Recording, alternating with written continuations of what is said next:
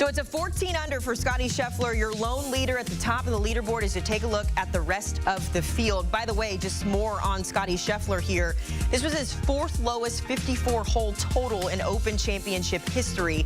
His best third-round score in a major in his entire career, and he's looking to become the 9th player ever to win the Masters, PGA Championship, and Open Championship in his career, and pretty good standing to do so. We've got CBS Sports golf analyst Rick Gehman joining the program. Every time we do these segments, we open them up in the exact same way, and it's always Scottie Scheffler does Scottie Scheffler things at insert event here. When you see him play the way he is playing constantly here, I mean, like, what is the point of these conversations? How impressed are you with what he's been able to do over in Northern Ireland?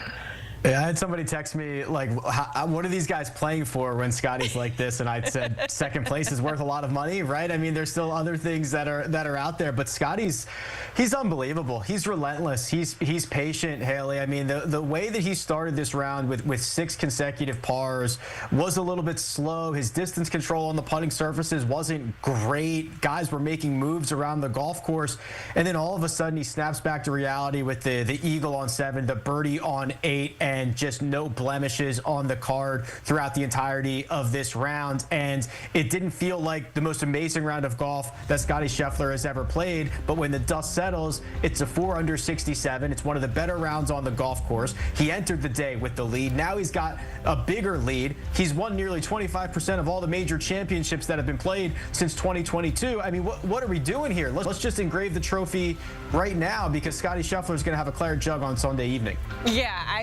I love how you open that up. It's like, what is everyone else in the field doing? I guess just trying to compete with what Scottie does. Is there any, I guess, doubt in your mind, Rick, that this could go sideways for Scottie, or you feel, because you know I'm going to ask you at the end of this conversation who your pick to win is. Are we still going with Scottie here? Is there any doubt that something could slip up here? It would probably take a storm that is unforecasted to come in and really turn this thing sideways. You know, there have been very good scoring conditions around Royal Portrush all week long. It has decreased the volatility of this event, so that just creates a situation where the best players are rising to the top of the board. I mean, it's a stacked leaderboard. There's a lot of great players at the top. Unfortunately for them, Scottie Scheffler is the best player in the world, and by a pretty significant gap. So no, barring something we've not seen Scottie Scheffler do in the last 5 years, or barring Mother Nature coming into effect to greatly impact this, you see our friends in Las Vegas certainly agree that Sunday final round at Portrush is going to be very much a coronation. Yeah, it's so interesting too, because then you look at the hometown kid in Rory McIlroy, second shortest odds to win there at 22-1, and this is a guy, like, this is his backyard, right? So you would think the odds would be a little bit higher, but that's how good Scottie Scheffler is playing. If we keep the conversation though, Rick, with Rory McIlroy, what have you thought of the golf this week? I know he's climbing the leaderboard today. He's got a handful of birdies, a bogey, an eagle. What have you thought of Rory to this point? Rory's been awesome this week, and he was awesome today in the 3rd round, and he started it off exactly the way he needed to go out and shoot something low. He ends up posting one of the lowest scores of the day with that 66, and he gets off to the hot start with 3 birdies in his first 4 holes, and then the middle of the round he stalled a little bit, and it's not the end of the world. That's kind of the patch of this course where there's not a ton of scoring opportunities, but for him to roll in the long eagle putt on 12 and tack on one more late on 15, I thought this was a splendid round. You know, it's going to be another great finish for Rory McIlroy. It's obviously going to be much better than in 2019 when he missed the cut out here. But unfortunately, for his chances of winning this event, that's probably unlikely. But a lot of good things and a lot of confidence should be coming out of Rory McIlroy after these 4 rounds this week. Certainly, it's been a fun watch, and you can only hope that he continues to maybe challenge Scottie Scheffler going into tomorrow, but we'll have to wait and see. I want to turn your attention to another guy with an eagle in the round today, Rick, and that's Tyrrell Hatton. We're going to take you there 2-7. He did hit a snag on 16, but either way, the golf's been pretty good. He's T4 there with Rory for 8 under of the tournament. But when you think about just how strong the field has been, there's that eagle shot. Really incredible stuff. What have you thought of the Englishman here as he sits T4 at the end of round 3?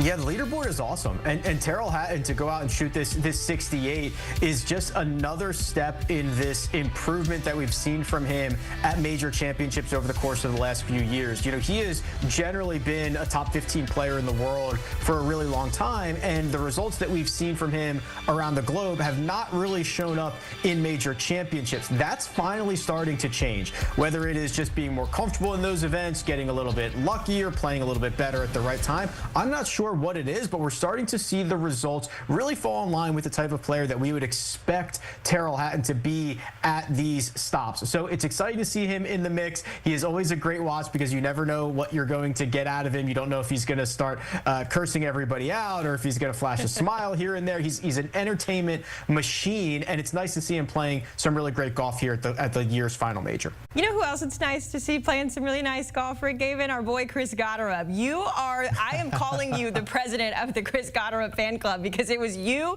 who brought everyone's attention to him here on CBS Sports HQ. Obviously, the hot streak continues. He won the Genesis Scottish Open last week.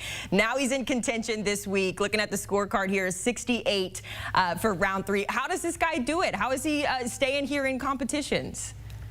He makes it really easy to like him when he plays like this, and you know he's such a talented player. He bombs it off the tee. We've talked about that. He's just unbelievably long off the tee, but he's so much better with his wedges than a lot of the other long hitters on the PGA Tour. And now you inject a ton of confidence into his game after the win last week at the Scottish Open, and it was really interesting to see how he was able to just continue this great play. A lot of guys, after they get their first big win, they go into a little bit of a slump. But you got to think about this. You know, Chris is already a long way from home. He's playing the Scottish Open. Now he gets a late entry into the Open Championship. He's just trying to keep this rolling as long as he can. I think we are probably going to get a little bit of a downturn at some point when he gets back to the States and exhales a little bit and tries to figure out what his schedule is moving forward. But for the time being, Chris Gotterup wakes up, plays great golf, goes back to bed, and does it again the next day. So it's really fun stuff what he's been up to, and to put these two events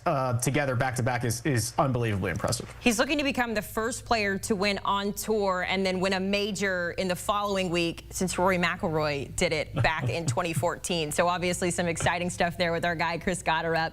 But when it comes to Xander Schauffele here, Rick, as we kind of put a bow on round 3, we know he won this tournament last year. He makes the cut for a 69th consecutive time dating back to the 2022 Masters tournament.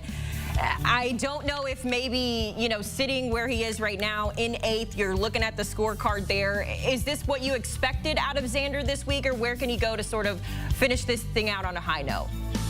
Yeah, this is a pretty valiant championship defense. Obviously not the same golf course, but, you know, you've got to hand the claret jug in earlier this week and part ways with it. And for him to even be inside the top 10 going into Sunday is an incredible accomplishment. I was very high on Xander Schauffele coming into this event. I thought that he had really taken some strides with his driver. He hits it very long. He hits it very straight. That's the one thing that has given him a great edge this week is as you can hit it anywhere at Portrush as long as you can find it. But there are a lot of places where you can hit it in the gorse bush, you can hit it into thick rough where you can hardly see it, but as long as you can find it, you're okay. And Xander's done a really good job of that this week. He'll probably be disappointed because he wasn't able to win. That's the caliber of player that Xander Schauffele is. That is how he's graded after winning 2 major championships last year. But overall, this is a very good week for him. Good week for Xander. Good week for Scottie, though. That is the biggest takeaway that I got from this conversation. No one's catching Scottie at the Open Championship. Rick Gehman joining us here to break down round 3. Rick, always appreciate the time, my friend,